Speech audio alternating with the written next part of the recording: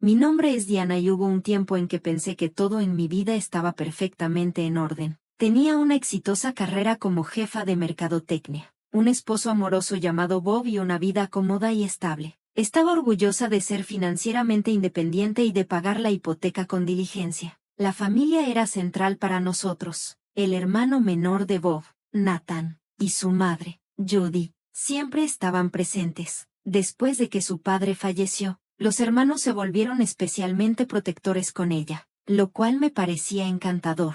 Ver la devoción de Bob hacia su familia me hizo amarlo aún más. Al principio, Judy parecía apreciarme. En reuniones familiares, platicábamos mientras tomábamos café, y a menudo me preguntaba sobre mi trabajo, mostrando lo que parecía ser un respeto genuino. Valoraba su aprobación y anhelaba ser parte del círculo familiar cercano de Bob. Los primeros años de nuestro matrimonio estuvieron llenos de actividades familiares alegres, barbacoas, cenas festivas y noches de juegos. Recuerdo un día de acción de gracias en casa de Judy, rodeada de risas y conversaciones, donde sentí un verdadero sentido de pertenencia.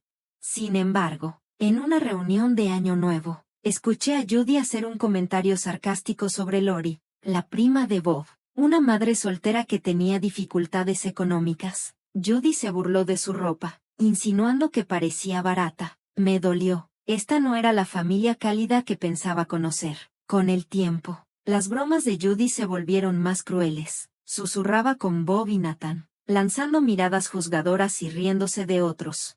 Una Pascua, finalmente hablé cuando Judy hizo un comentario cruel sobre el auto de un pariente, insinuando que les costaría pagarlo. Mi lado protector se activó y la confronté, pero su respuesta fue helada, sarcástica y humillante. Bob no dijo nada. Después de eso, las reuniones familiares se sintieron tensas, y solía sentarme sola, mientras Bob se quedaba cerca de Judy.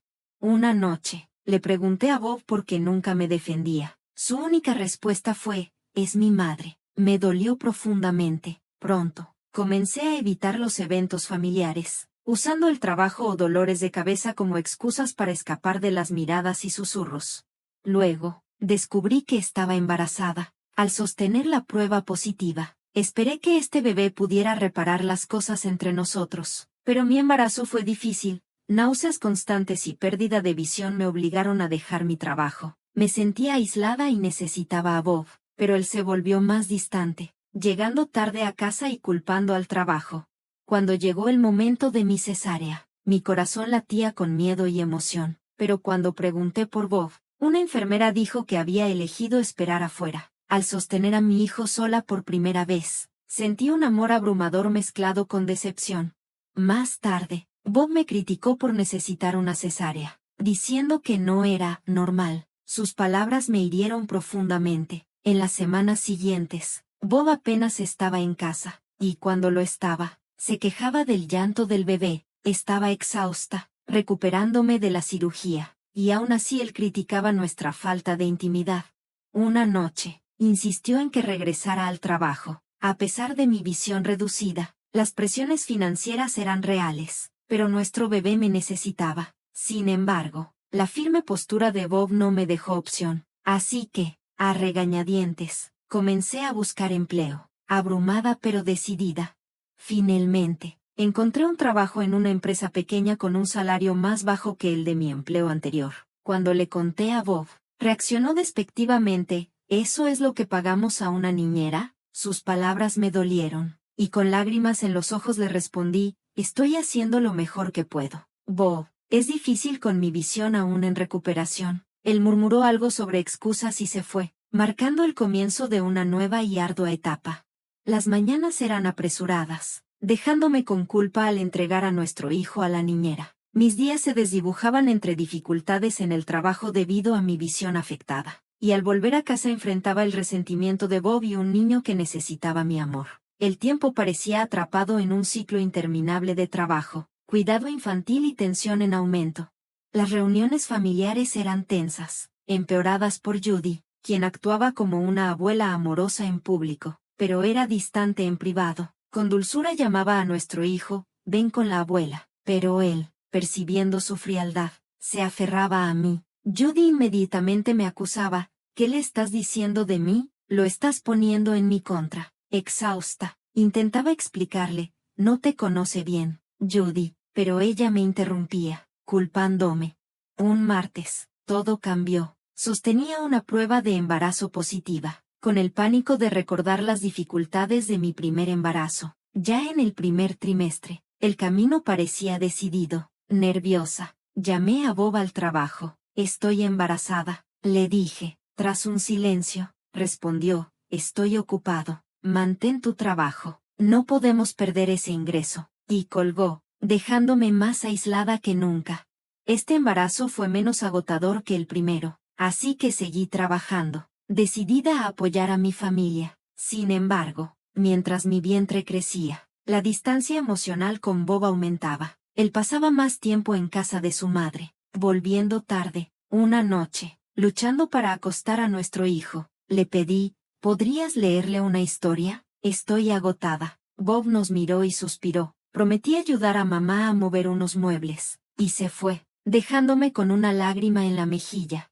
Cuando el día de Acción de Gracias se acercaba, yo estaba en el 7º mes. Los invitados llenaron nuestro hogar de risas. Justo cuando estaba poniendo la mesa, llegó Nathan, el hermano menor de Bob, con su prometida, Victoria. Judy la adoró de inmediato, diciendo en voz alta, gerente en el Banco Nacional, qué prestigioso, mirándome con desprecio. Añadió, a diferencia de algunas que solo tienen hijos y generan pobreza. Sentí mi rostro ruborizarse, pero detuve a mi mamá de defenderme. Judy continuó, Victoria gana 120,000 pesos al mes. Ese es el tipo de nuera que siempre he soñado. Poco después, Judy, Bob, Nathan y Victoria se fueron a cenar a otro lugar, dejándome humillada y sola con mis padres.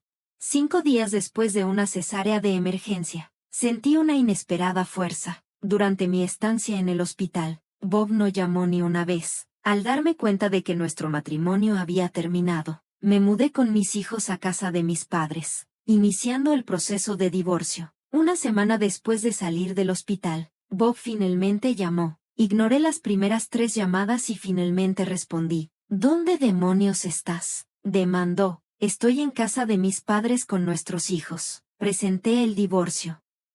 Tras un silencio, se rió. ¿Divorcio? ¿Después de todo lo que he hecho por ti? Enojada, le respondí. ¿Te refieres a abandonarme antes del parto y vaciar nuestros ahorros? Él lo desestimó, alardeando de su nuevo trabajo y la riqueza que estaba por venir.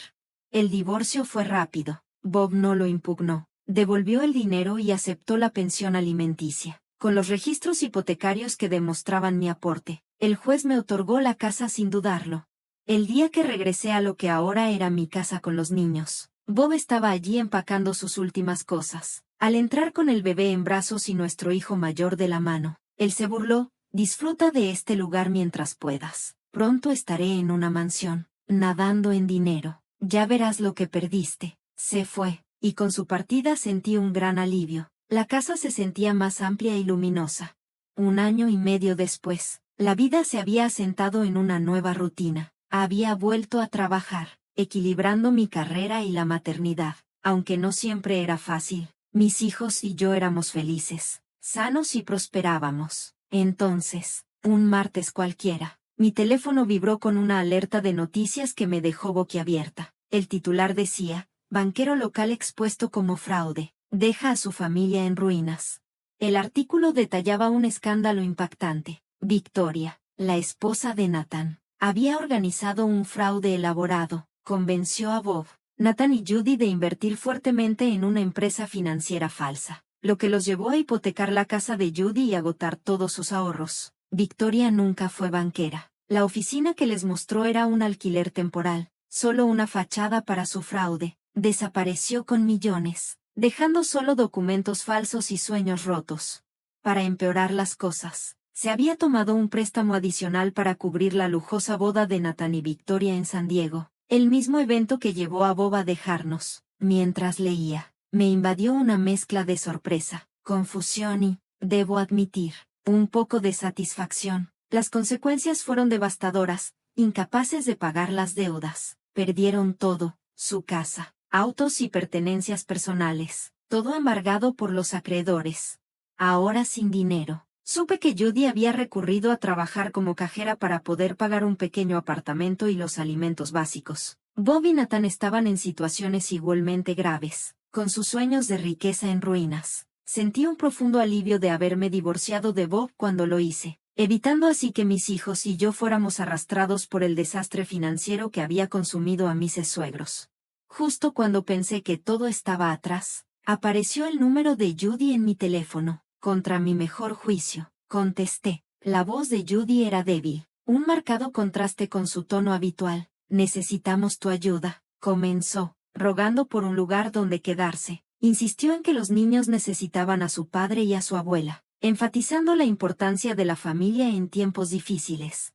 Tomé una profunda respiración, inundada de recuerdos de traiciones y dificultades pasadas, acciones de gracias solitarias. Ser abandonada antes de dar a luz, los insultos repetidos. Familia, repetí, con firmeza en mi voz. No te preocupaba la familia cuando me dejaste sola, embarazada y en peligro. No te importó la familia cuando vaciaste mis ahorros o cuando me llamaste perdedora. Judy intentó interrumpir, pero la detuve. Lamento tus problemas, Judy, pero las decisiones que tomaron tú, Bob y Nathan no son mi carga. Mis hijos son mi prioridad.